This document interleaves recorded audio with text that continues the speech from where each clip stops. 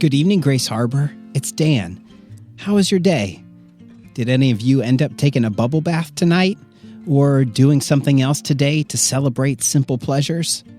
Believe it or not, preparing these podcasts, thinking about you and your family listening, answering questions, and connecting is one of my simple pleasures. So thank you for bringing joy to my life. It's been a little while since we focused in on one of our core disciplines, and so tonight I want to bring us back to the practice of gratitude. Gratitude is all about recognizing the people and things and experiences we're thankful for.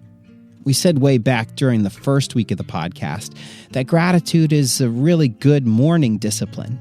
It's a great way to focus our hearts and minds on good things as we start our day. There's this cool game we can play with our brains. If we tell our minds what to focus on, we'll be much more likely to see and register them. For example, if I tell you to keep an eye out for red cars on the way to school tomorrow, I'll bet you're going to notice a lot more red cars than normal. It's not that there are suddenly more red cars on the road, but you've told your brain that they're important. So when you see one, your brain says, "See, there! You told me to look for red cars, and there's one. I found one. Oh, and there's another." And this works for more than just cars. If we start the day focused on what we're grateful for, we're actually inviting our minds to focus on and even look for more of what sparks gratitude. But gratitude is more than just a morning discipline. There are ways we can practice gratitude in the evening that build on what you do in the morning.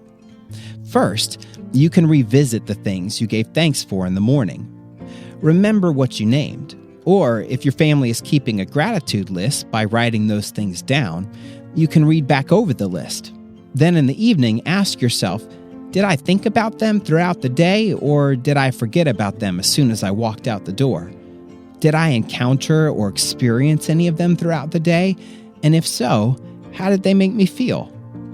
Second, see if you can add one small entry to the list from the day while it's still fresh in your mind. What happened during the day that you want to say thank you for? You see, when you start the day with gratitude, you'll tend to think of very general things. Your family, your friends, a significant experience. Or if you do name something that specifically happened recently, it's likely because it was an impactful event. Maybe you're grateful that you got to eat out together as a family at your favorite restaurant. Those are definitely worth saying thank you for.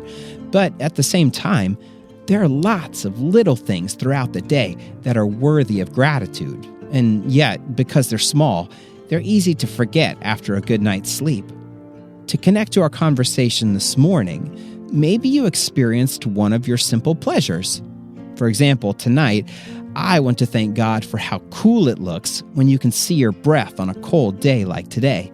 You breathe out and these puffs just come out of you and almost roll along and then vanish. In fact, I got kind of distracted for a few minutes this afternoon trying to see what kind of shapes I could make with my breath. That's not anything big or super important. It's something I don't always notice. But today, it just hit me that God didn't have to make that happen, and yet it does, and I got to see it. So, why don't you take a few moments now as a family and see if you can think of something small from today that you're grateful for. If you need more time, you can pause the podcast, and I'll be right here when you get back.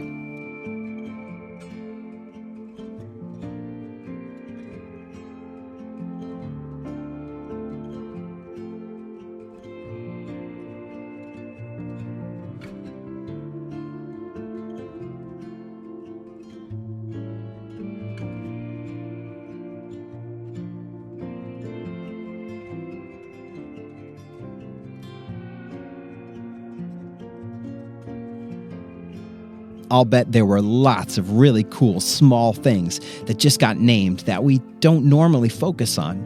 But by being intentional about practicing gratitude, we're noticing them and thanking God for them. If you've got anything you're grateful for, big or small, that you'd like to share on the podcast, you can send in a video or voice memo for a future listener mail segment.